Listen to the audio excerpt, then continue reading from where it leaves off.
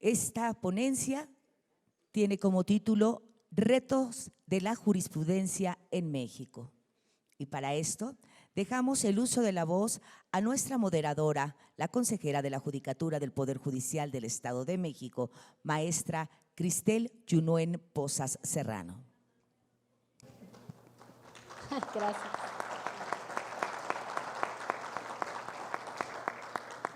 Muy buenos días a todas, a todos. Yo tengo el gran placer de presentar a una mujer admirable. Me encantaría, creo que podremos hablar de ella muchas horas, de todo lo que nos ha dejado en toda su trayectoria, una mujer que nos ha abierto espacios a más mujeres y que somos sus admiradoras fervientes. Ministra, de verdad un placer tenerla aquí y si me permiten leeré su semblanza curricular, aunque a ella no le gusta, ella me decía que mejor nos la saltáramos, pero creo que vale la pena, mi querida ministra, porque hay muchas estudiantes, muchas mujeres jóvenes que tal vez no la vieron cuando era ministra, pero que la podemos seguir disfrutando y teniendo la dicha de tenerla aquí en la Escuela Judicial. La doctora Margarita Luna Ramos concluyó sus estudios profesionales en la Universidad Nacional Autónoma de México, realizó la especialidad en Derecho Constitucional y Administrativo, obtuvo la maestría y el grado de doctora en la División de Estudios Superiores de la Facultad de Derecho en la misma universidad, con la tesis Procedencia del Juicio de Amparo respecto a las decisiones de los paneles binacionales del TELCAN. Adicionalmente, ha cursado otros estudios entre los que destacan la especialización judicial en el Instituto de Especialización Judicial del Consejo de la Judicatura Federal, arbitraje comercial internacional impartido en la Escuela Libre de Derecho, Derecho Norteamericano en la Universidad Iberoamericana y Derecho Angloamericano en la Universidad de Austin, Texas, en colaboración con el Consejo de la Judicatura Federal. Fue ministra de la Suprema Corte de Justicia de la Nación, y aquí hago un paréntesis, la 10ª mujer en ocupar un escaño en la Suprema Corte de Justicia.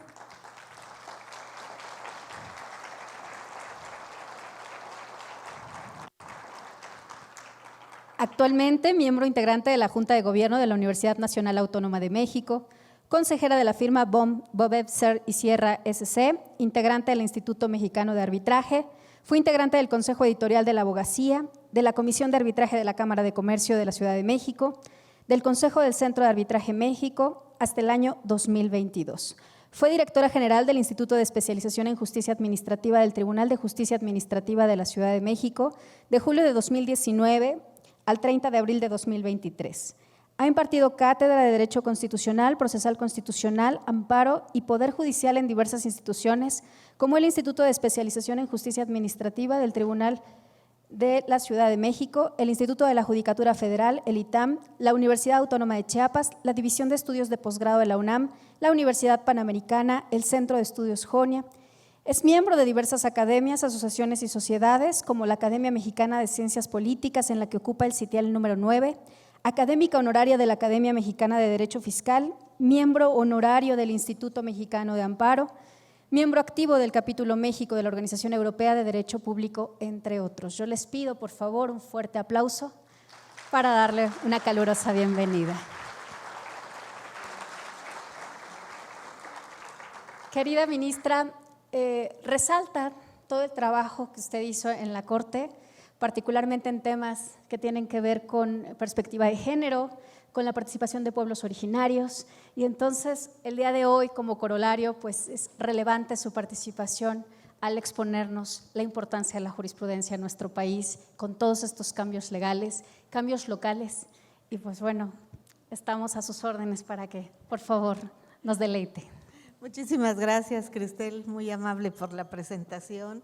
Muchísimas gracias al presidente del Tribunal Superior de Justicia del Estado de México por la invitación a este congreso, que por lo que veo ha estado sensacional, y sobre todo el amable conducto del doctor Ricardo Sepúlveda, que fue quien me hizo personalmente esta invitación.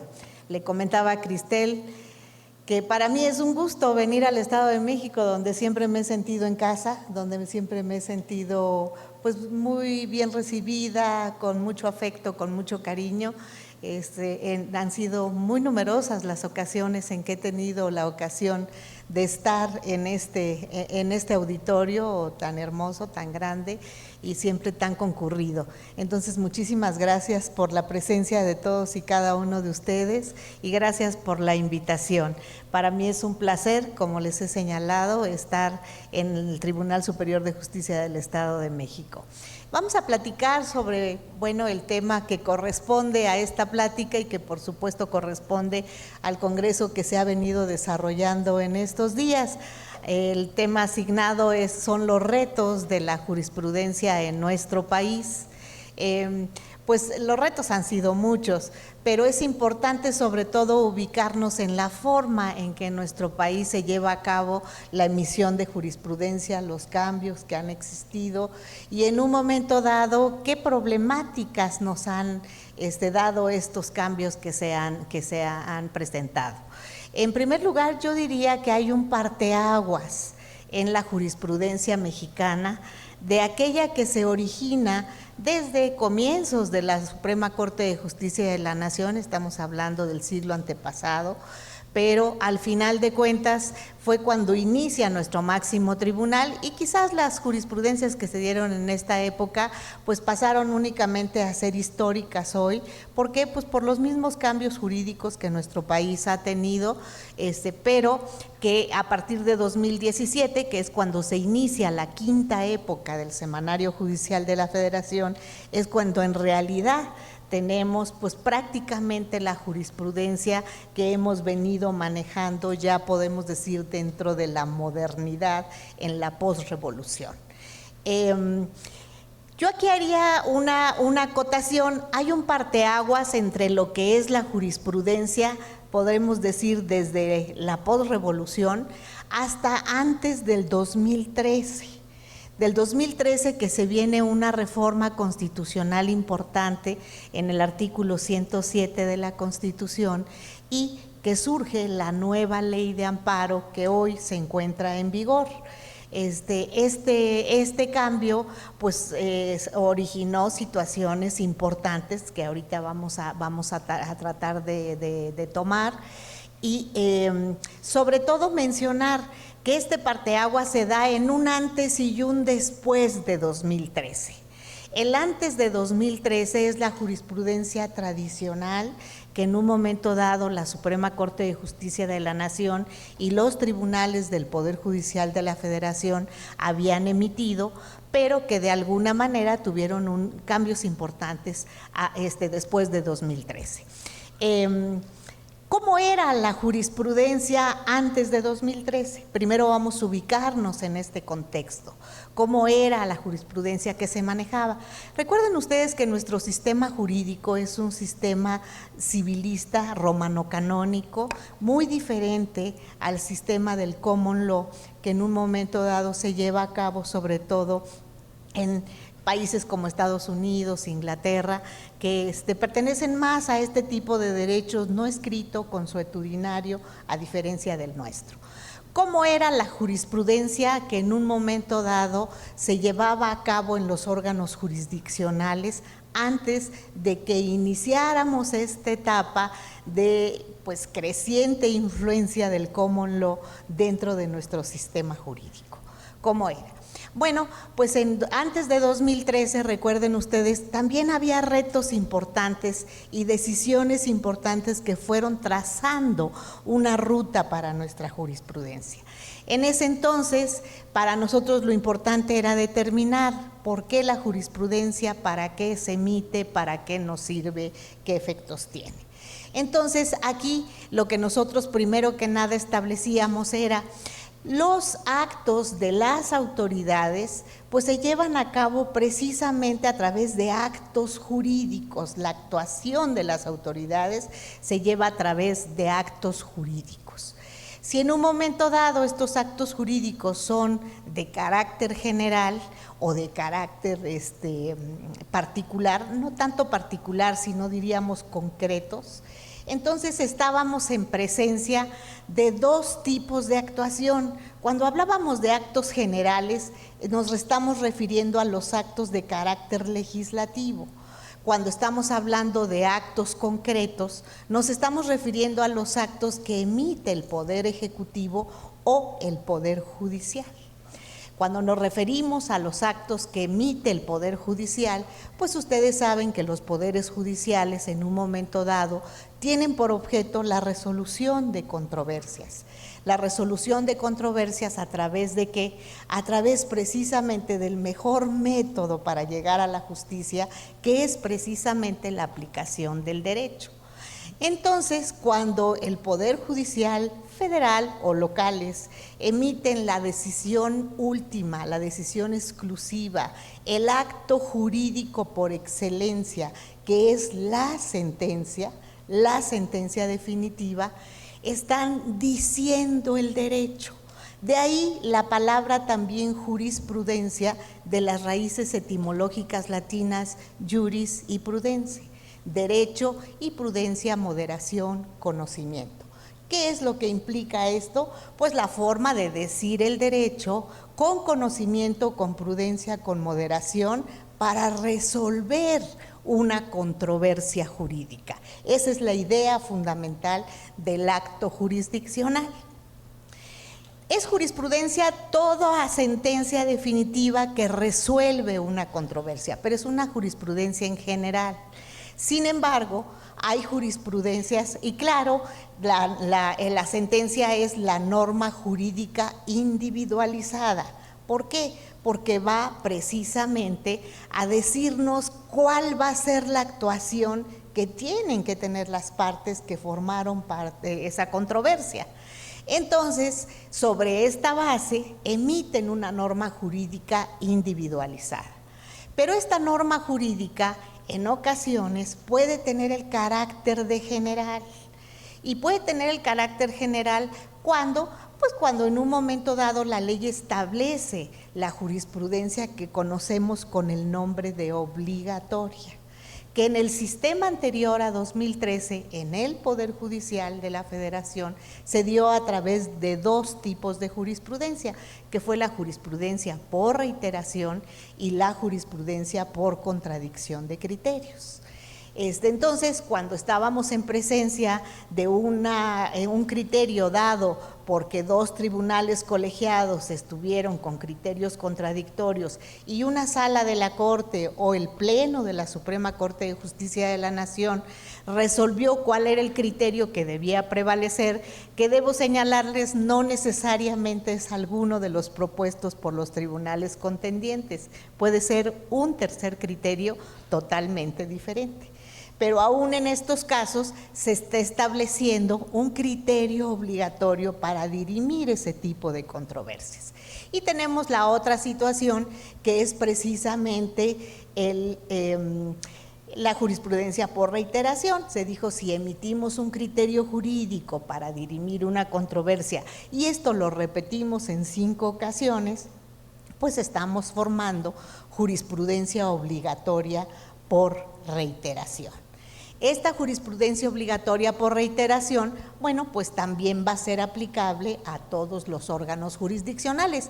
Y aquí vino una disyuntiva muy grande que se presenta todavía dentro de la interpretación de para qué nos sirve la jurisprudencia y cuál es su naturaleza jurídica. Desde luego hubo quienes pensaban que en el momento en que la jurisprudencia se convierte en obligatoria, es una norma jurídica de carácter general. Sin embargo, debo de decirles que el criterio de la Suprema Corte de Justicia de la Nación no avaló esta decisión.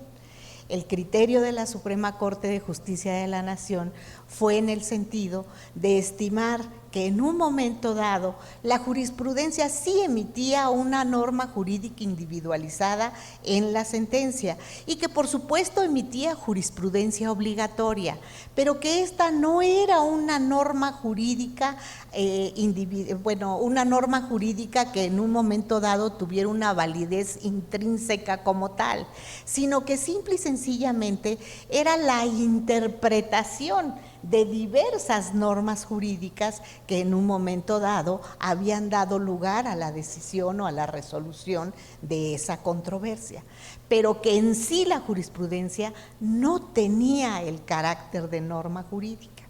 Fíjense que para algunos decían, bueno, ¿y si es norma jurídica o no lo es? ¿Qué nos importa? Realmente lo importante es que unifique criterios, lo importante es que dé seguridad jurídica, lo importante es que nos establezca en un momento dado cuál es el lineamiento a seguir en determinadas interpretaciones jurisprudenciales. Eso es lo que realmente vale de la jurisprudencia. Pero en realidad, si es una norma jurídica o no, pues dejémoslo para los doctrinarios. Ellos se van a ocupar más de estar pensando en si le dan o no esta connotación. Y la Corte asumió el papel de determinar que no era una norma jurídica propiamente dicha, y que menos podía considerarse una norma jurídica independiente de aquella que estaba de alguna manera interpretando. ¿Esto qué dio lugar? Pues dio lugar a una situación especial que fue el que la jurisprudencia hasta antes de 2013 podía aplicarse retroactivamente en perjuicio de cualquiera. Fíjense las consecuencias de una definición o de una no definición de una naturaleza jurídica, de una figura jurídica tan importante como la jurisprudencia. ¿Qué era lo que sucedía? Bueno, pues pasaba que en ocasiones se estaba tramitando un juicio, pensemos en un juicio ordinario, que el abogado lo planteó, formuló sus defensas, de acuerdo a la jurisprudencia que en ese momento de formulación de su demanda se encontraba vigente. ¿Y qué era lo que pasaba? Que en el transcurso de la tramitación del juicio y antes de que se dictara la sentencia correspondiente, la jurisprudencia cambiaba. ¿Qué creen? Pues una nueva reflexión, una nueva reflexión y se cambia la jurisprudencia. Y en el momento en que se emite la resolución, pues como se dice coloquialmente, palo, perdimos el juicio. ¿Por qué? Pues porque la jurisprudencia cambió. Pero esto era precisamente la razón de ser, de no darle la connotación de ser una norma jurídica y de que para ella no operaba el artículo 14 constitucional y podía aplicarse retroactivamente. Fíjense lo grave de esta situación. Yo me formé con algunos jueces, magistrados y ministros que tuve la fortuna que fueran mis jefes, que siempre opinaron diferente. Aunque la jurisprudencia de la Corte decía que no era ley, ellos siempre dijeron, claro que es una ley, y es una ley distinta a la ley que están interpretando. Tan es distinta a la ley que están interpretando, que dense ustedes cuenta, por ejemplo, en el Poder Judicial Federal, y puede traslaparse también al Estado de México. En el Estado de México hay regiones y hay distritos, según vi en la ley orgánica. Entonces, ¿qué sucede si en esa región se emite una jurisprudencia específica? Pues es aplicable y obligatoria para esa región, a menos que se eleve la petición correspondiente al Pleno para que tenga obligatoriedad en todo el Estado. Bueno, pues en el Poder Judicial surge una cosa similar en el federal, pues tenemos circuitos, tenemos plenos regionales.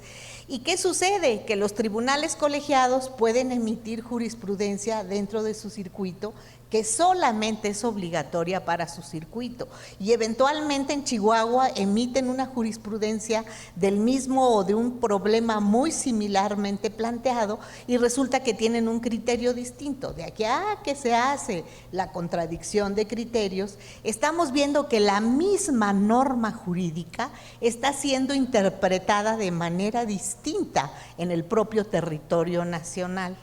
Pero cada tribunal colegiado expresó una interpretación diferente.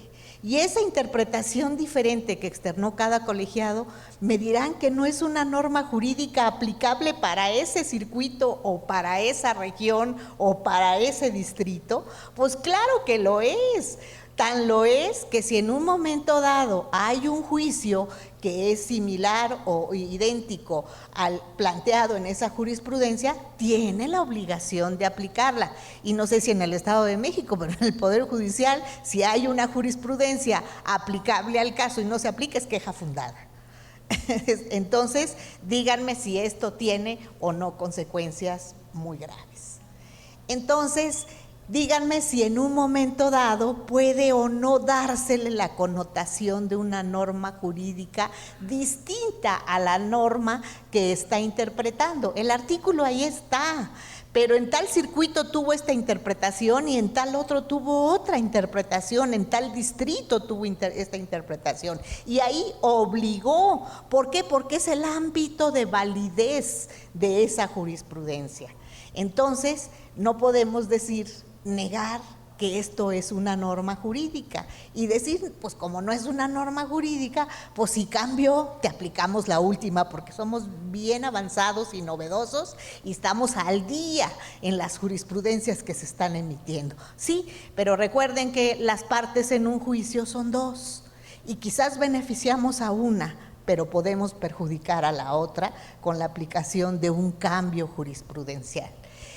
Fíjense ustedes que cuando estaba en la segunda sala de la Suprema Corte de Justicia de la Nación, incluso antes de que se diera la reforma de 2013, tuvimos un asunto agrario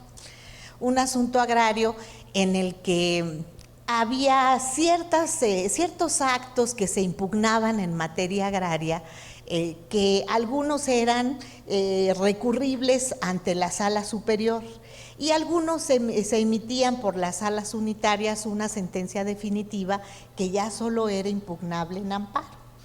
Pero estaba perfectamente delimitado cuáles iban a la apelación a Sala Superior y cuáles podían ir directo al juicio de amparo porque no eran apelables.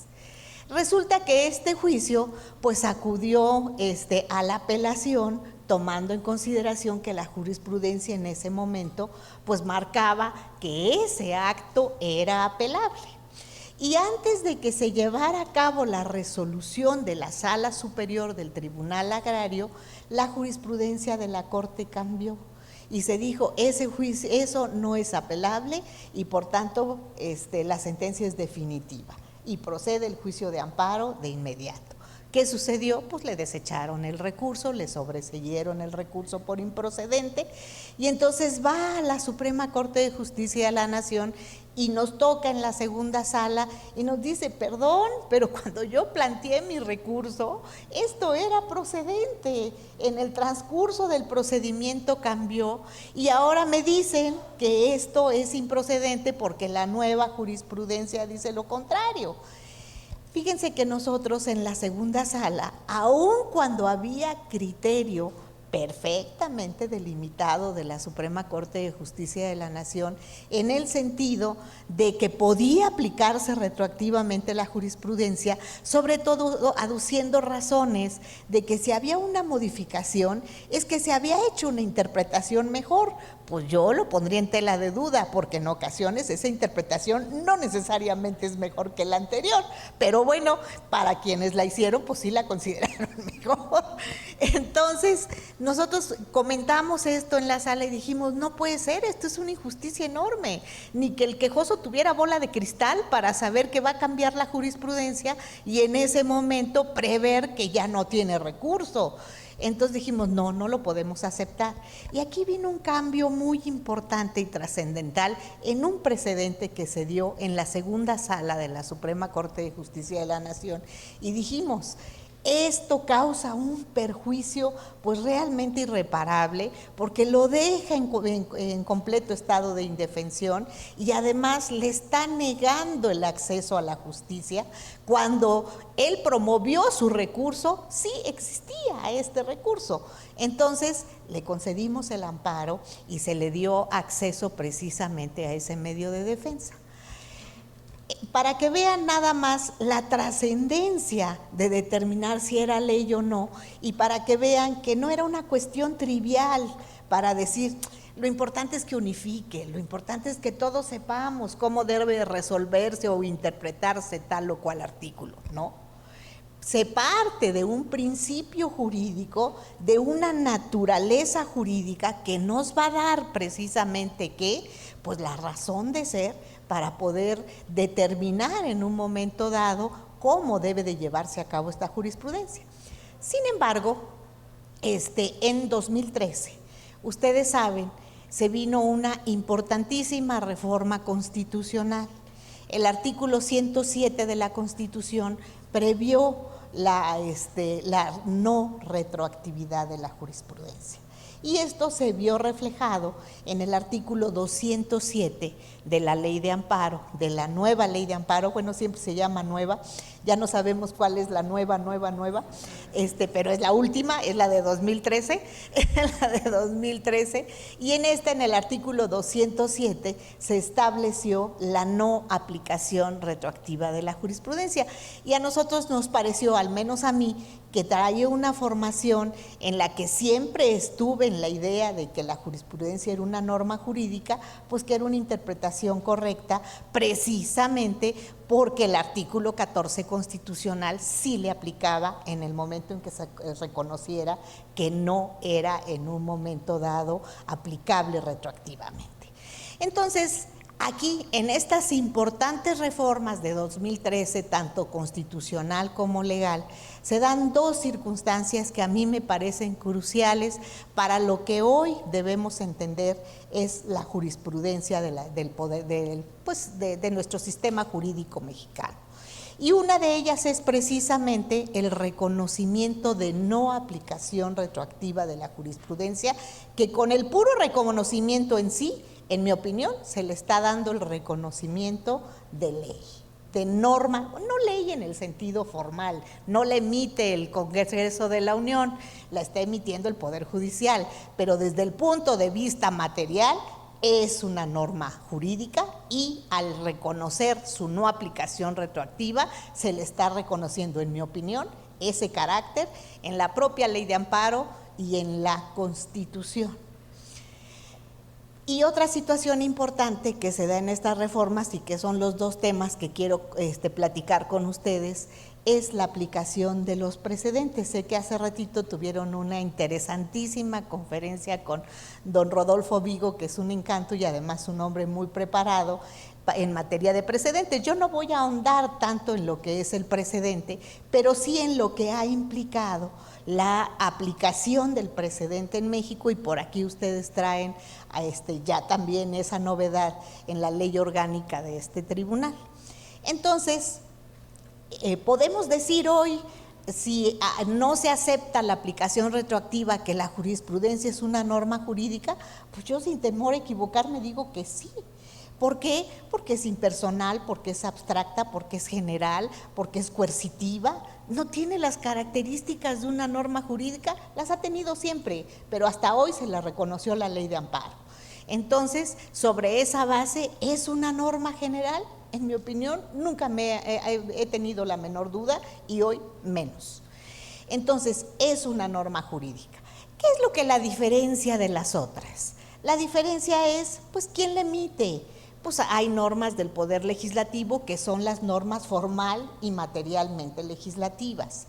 Hay normas del Poder Ejecutivo que no son formalmente leyes, pero que son normas jurídicas establecidas por el Ejecutivo en los reglamentos, por ejemplo, donde se provee en la esfera administrativa la exacta observancia de la ley, en las normas oficiales mexicanas, pues vemos las misceláneas fiscales cada año, vemos una serie de disposiciones de carácter general que emite el Poder Ejecutivo y que en un momento dado tienen la connotación de norma general, aun cuando no provengan del Poder Legislativo, y que incluso para su impugnación en la Ley de Amparo se les da el carácter de norma general y se les da el tratamiento de leyes para efectos de su impugnación en juicio de amparo.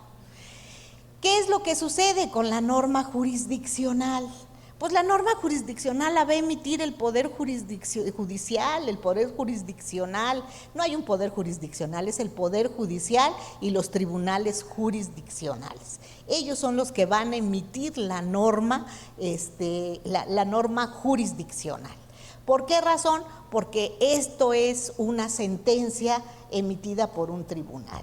una norma jurídica individualizada cuando solamente obliga a las partes y una norma jurídica en toda la extensión de la palabra general, abstracta, impersonal y coercitiva cuando se convierte en jurisprudencia y es obligatoria. Y es obligatoria, ya veremos para quiénes, pero entonces en ese momento tenemos una norma jurídica y eso es realmente la jurisprudencia. ¿Qué es la única diferencia para efectos, por ejemplo, de la retroactividad?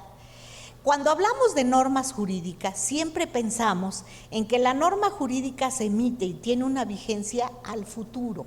O sea, se emite una ley y esa ley nos va a decir en su artículo primero transitorio, esta ley entra en vigor el día de mañana, en 3 años, en 2 años, cuando la ley lo disponga. Pero esa va a determinar su vigencia al futuro. Lo mismo sucede con las normas que emite el Poder Ejecutivo.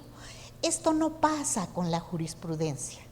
¿Por qué no pasa con la jurisprudencia? Porque la jurisprudencia surge del Poder Judicial que en un momento dado está resolviendo controversias. Y al resolver controversias, las normas que se emiten en materia jurisdiccional son retroactivas por su propia naturaleza, porque están resolviendo casos sobre el pasado. La sentencia se está refiriendo a situaciones que le plantearon en una demanda de amparo, una demanda de juicio ordinario, de lo que sea, anterior, y va a resolver eso que se dio en el pasado. ¿Qué es lo que en un momento dado va a aplicar obligatoriamente para todos? En el momento en que se convierte en norma jurídica, entonces va a aplicar para todos hacia adelante, a partir de que tuvo su vigencia, podríamos decir, hacia adelante. Pero las jurisprudencias son retroactivas por su propia naturaleza. ¿Por qué? Porque juzgan casos pasados, a diferencia de los otros tipos de normas. Sobre esta base, sí podemos pensar que las normas jurisdiccionales deben de tener un ámbito espacial de personal de validez, material de validez, temporal de validez, ¿y me falta alguna? Espacial, temporal, material, son 4. Bueno, ahorita nos acordamos, y si no, ahorita me la soplan. Me la soplan. El chiste es ¿qué es cuando estamos en presencia del ámbito personal de validez de la norma jurisdiccional? ¿Qué implica el ámbito personal de validez? El ámbito personal implica a quién va a obligar. Ya sabemos que le emiten los tribunales y los poderes judiciales, pero ¿a quién obliga? Obliga en un momento dado, bueno, si se trata de una jurisprudencia de la Suprema Corte de Justicia de la Nación, a todos los tribunales del país. A que si se trata de una sala, pues también a los tribunales del país, porque va a emitir materia en su semiespecialización. Si se trata de un pleno regional, pues va a regir en su región. ¿Por qué? Pues porque se trata precisamente de un pleno regional, de un circuito, pues va a regir en su circuito. Lo mismo pasa en el Tribunal Superior de Justicia del Estado de México. Pues si es una norma del pleno, pues si es una jurisprudencia del pleno, pues va a regir en todo el estado. Si se trata de la Junta de Magistrados que hay en cada una de las regiones, pues va a ser válida en esa región. Entonces, ¿de qué depende el ámbito personal? ¿A quién obliga? ¿A quién obliga? Y obliga, por supuesto, a las autoridades jurisdiccionales. Esto sería motivo de una conferencia aparte, el decir por qué no obliga a las administrativas, pero finalmente no es obligatoria para las autoridades administrativas. Y otro de los ámbitos en los que tenemos que pensar es el ámbito de, dijimos, material, temporal y espacial. Espacial, pues es el espacio geográfico respecto del cual va a regir, ya lo mencionamos, y el ámbito de validez, creo que más importante, es el temporal. ¿Por qué es el temporal? porque tenemos que tener una vigencia de la jurisprudencia. Y fíjense qué pasaba en el Poder Judicial para determinar el ámbito de vigencia de nuestra jurisprudencia. Siempre se había tenido idea de que las tesis se publicaban en el Semanario Judicial de la Federación y que era a partir de la publicación en el Semanario Judicial de la Federación cuando cobraba vigencia la aplicación de una jurisprudencia.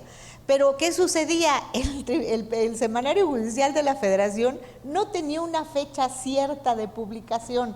Recuerden que inicialmente la publicaban los talleres de México y pues la publicaban y hacían la impresión pues cuando tenían tiempo y cuando había posibilidades y no necesariamente había una fecha específica. Entonces surgieron algunas jurisprudencias donde se le daba vigencia a la jurisprudencia de otras maneras.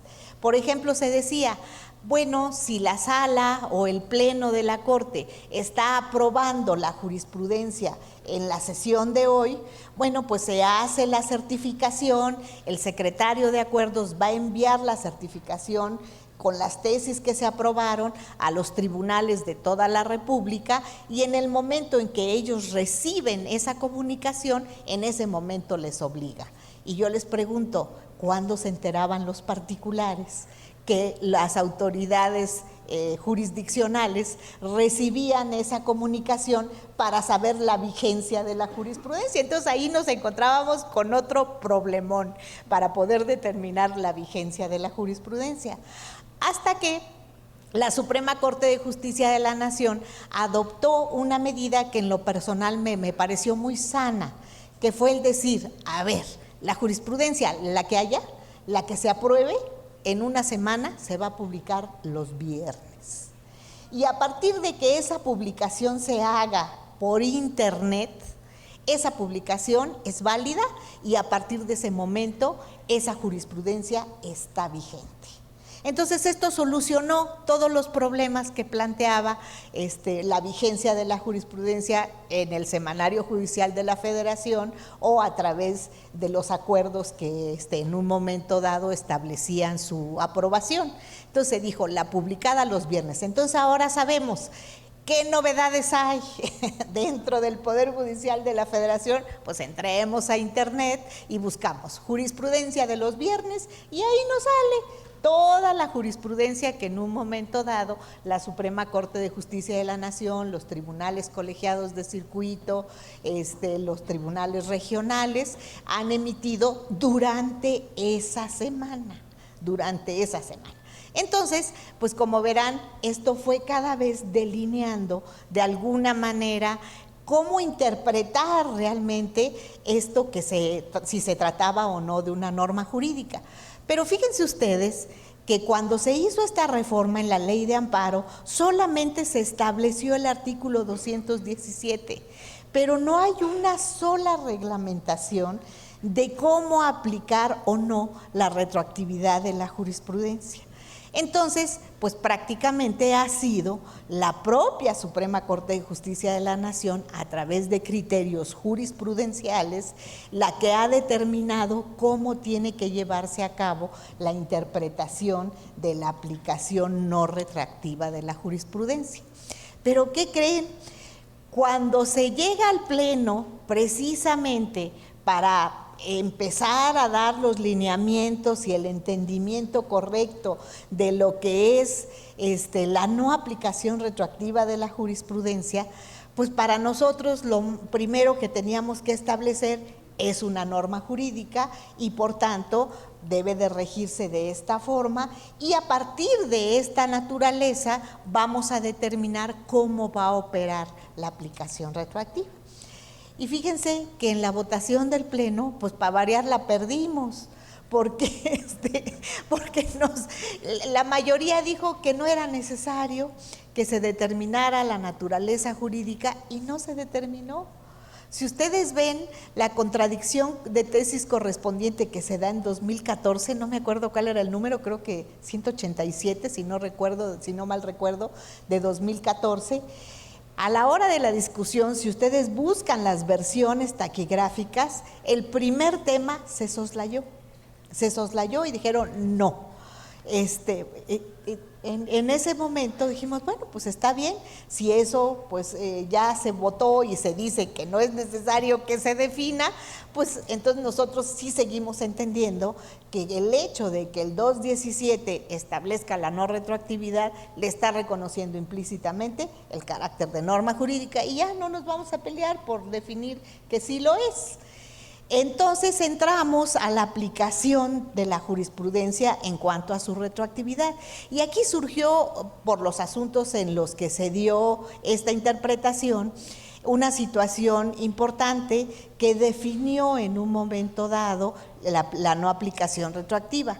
Fíjense ustedes que muchas veces acudimos a los tribunales y se llevan a cabo situaciones jurídicas como costumbres jurisdiccionales, que son de todos conocidas y muy trilladas, pero que se sienten a lo mejor no tan trascendentes ni tan necesarias, sino que son tan trilladas que no hacen necesaria la emisión de una tesis de jurisprudencia. Entonces, ¿qué sucedió? En uno de estos asuntos que se analizó en el Pleno de la Corte, no había jurisprudencia.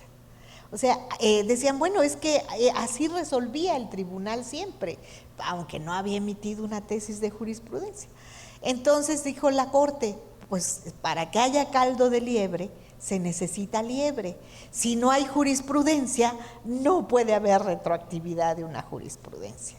Y entonces aquí se especificó una situación pues donde se dijo solamente cuando existe una jurisprudencia obligatoria cuyo criterio con posterioridad llega a cambiar, entonces estaremos en presencia de analizar si su aplicación en el caso concreto pudo o no ser retroactiva.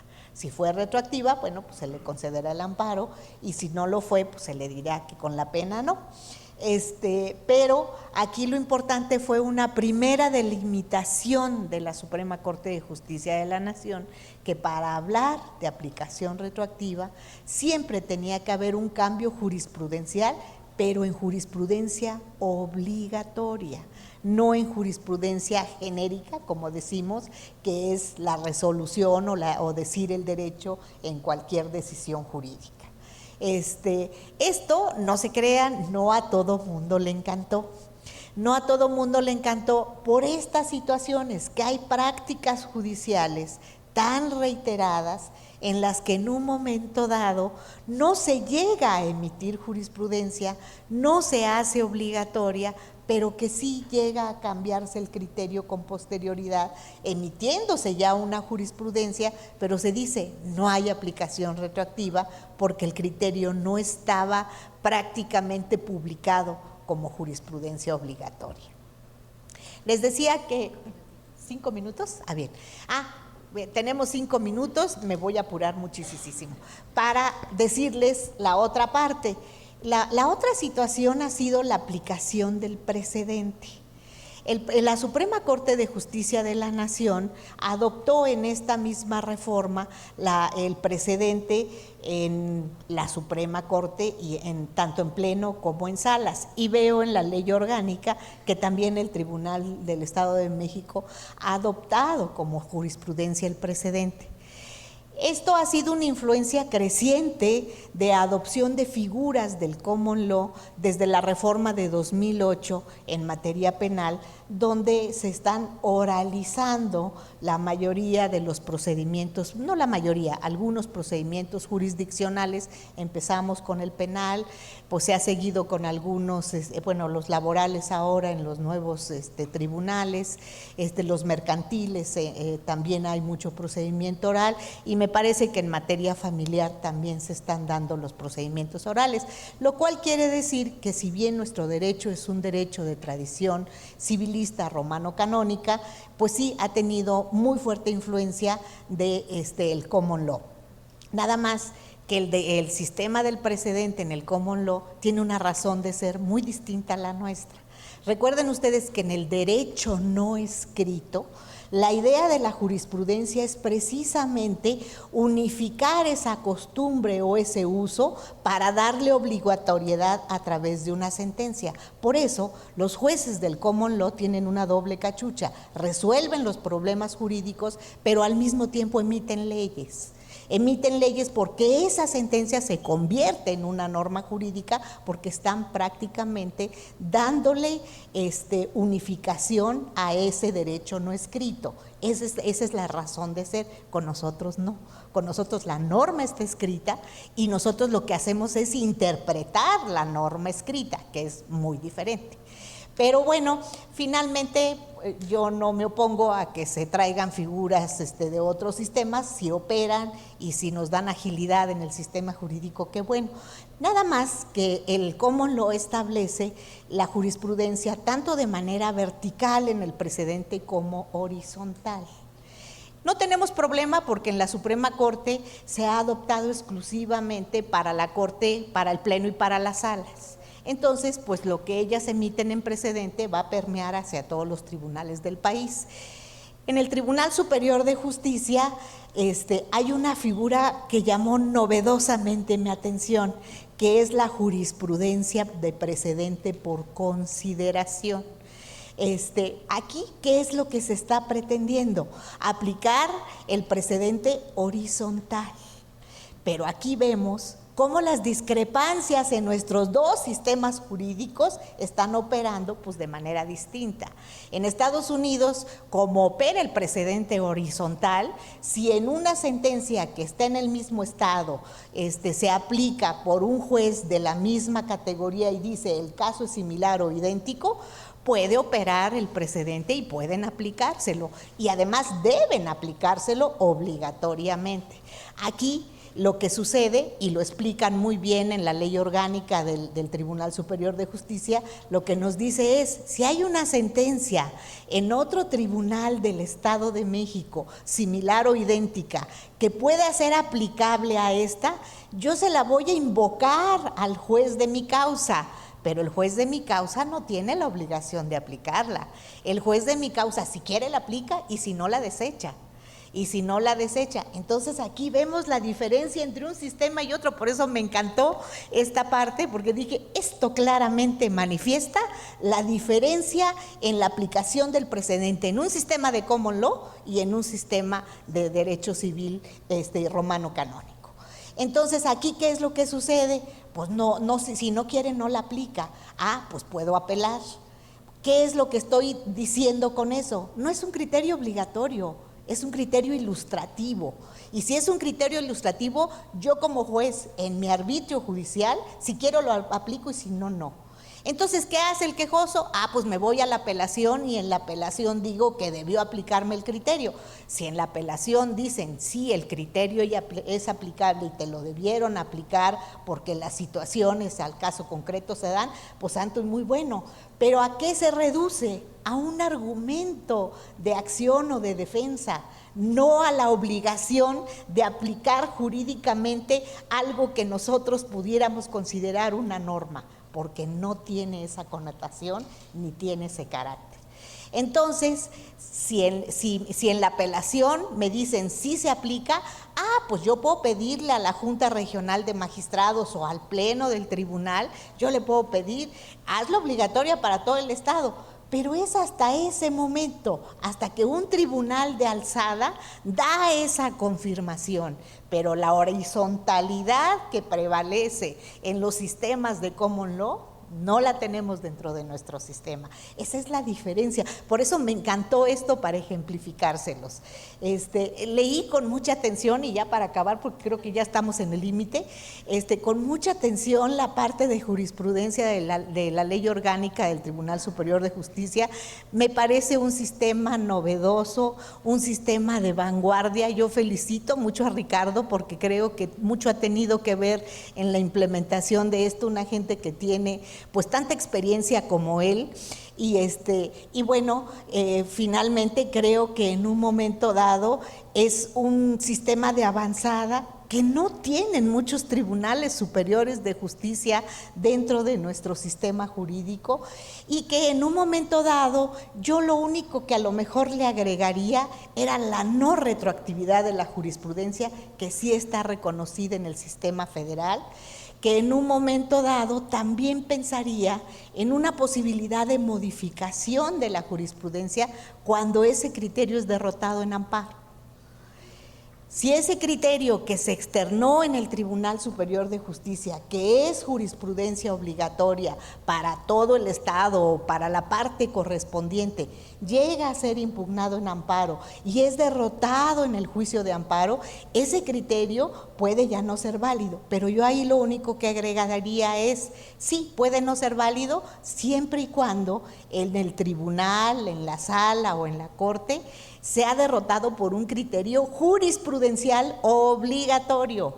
Si no es derrotado por un criterio jurisprudencial obligatorio porque no tuvo la votación calificada requerida o porque en un momento dado no tenía los votos, no tenía la reiteración si se trataba de colegiado, bueno, pues yo sigo teniendo vigente mi sistema jurisprudencial y la tesis la sigo teniendo válida hasta que en el Poder Judicial haya una jurisprudencia que haga que yo modifique el criterio que en un momento dado ha sido derrotado en amparo, pero por jurisprudencia, no por una sola decisión que no le daría el carácter de obligatoriedad. Por eso les digo que me encantó el sistema, me parece muy novedoso, me parece muy interesante.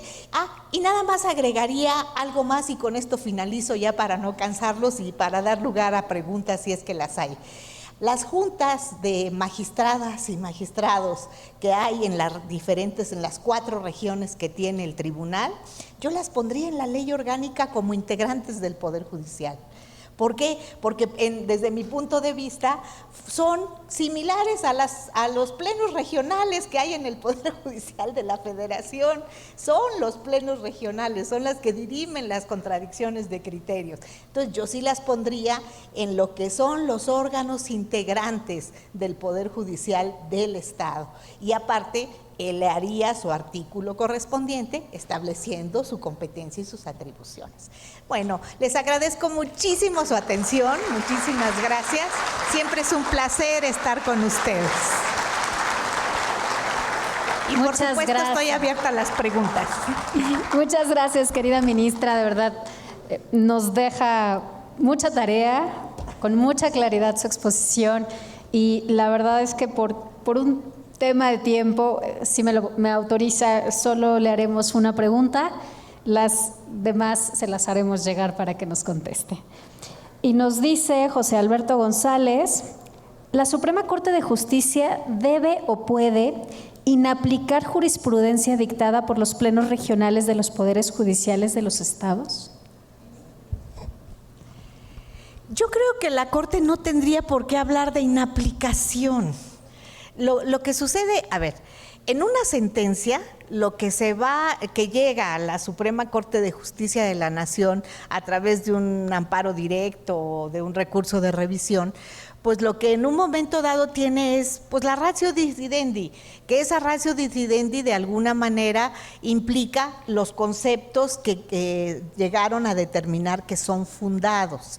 Y esos conceptos que son fundados pues se basaron en una jurisprudencia que está establecida en el Tribunal Superior de Justicia. La Suprema Corte de Justicia, a la Suprema no le obliga a la jurisprudencia del Tribunal Superior de Justicia de ningún estado. Bueno, no le obliga ni las de los colegiados, ni las de las salas de la Suprema Corte, al Pleno no le obliga ninguna. Bueno, no le obliga ni la del Pleno, porque la puede cambiar, digo, así de sencillo, no le obliga ninguna. Entonces llega a la Corte, precisamente se analiza el argumento como un argumento jurídico.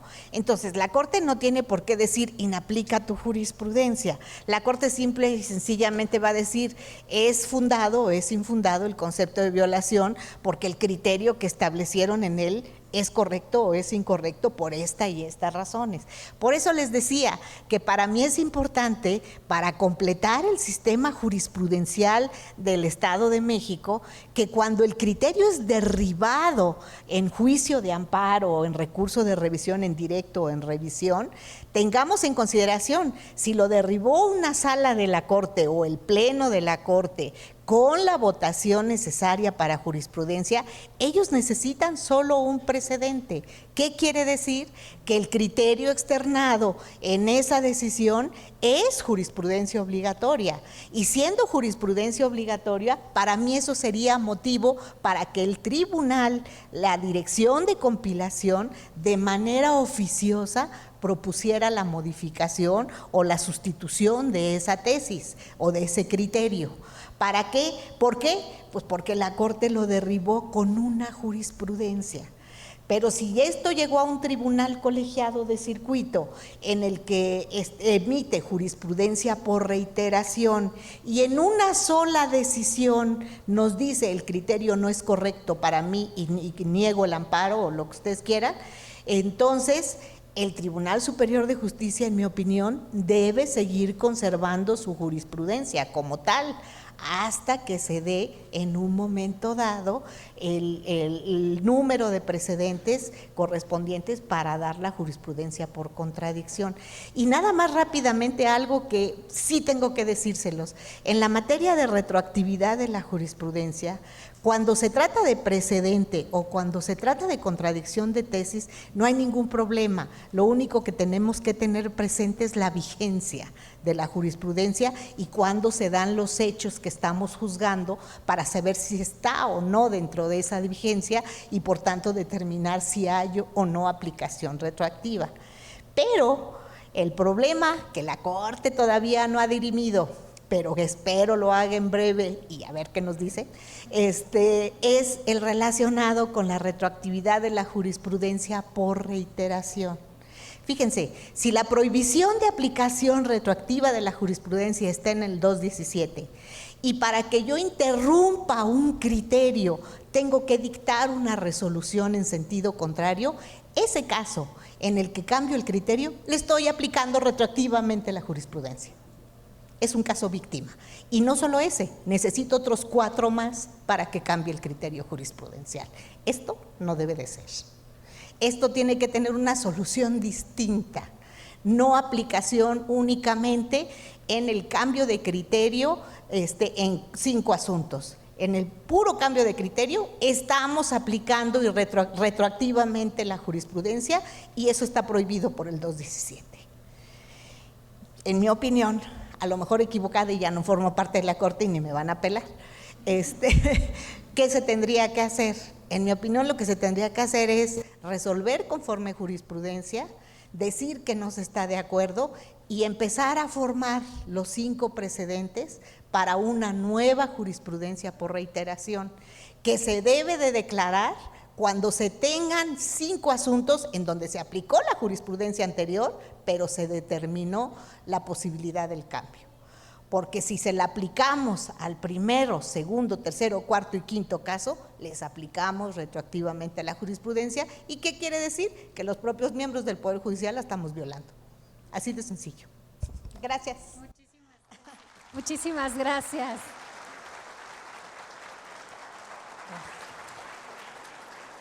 Muchísimas gracias, muchísimas gracias. Pues ha sido una conferencia muy, muy interesante. Y bueno, pues el Poder Judicial reconoce el trabajo que se ha llevado a cabo en esta conferencia. Y le pedimos, si es tan amable, a la maestra Cristel Yunuen Poza Serrano, consejera de la Judicatura del Poder Judicial del Estado de México, haga entrega de este gran reconocimiento a la ministra en retiro, doctora Margarita Luna Ramos.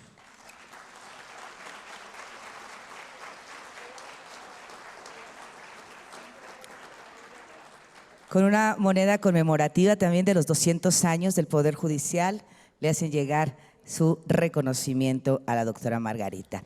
Y el Poder Judicial le entrega un agradecimiento a la maestra Cristel Yunuen por su participación como moderadora.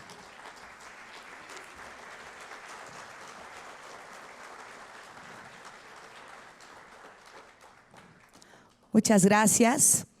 Pues vamos a continuar en un breve receso, solamente vamos a hacer cambio de escenario para continuar con la siguiente actividad es una mesa de trabajo.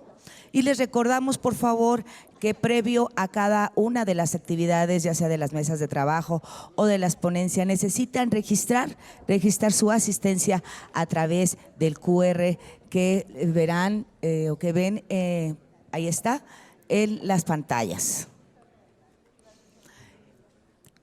Y bueno, les recordamos que por los 200 años del Poder Judicial del Estado de México se ha elaborado una moneda conmemorativa.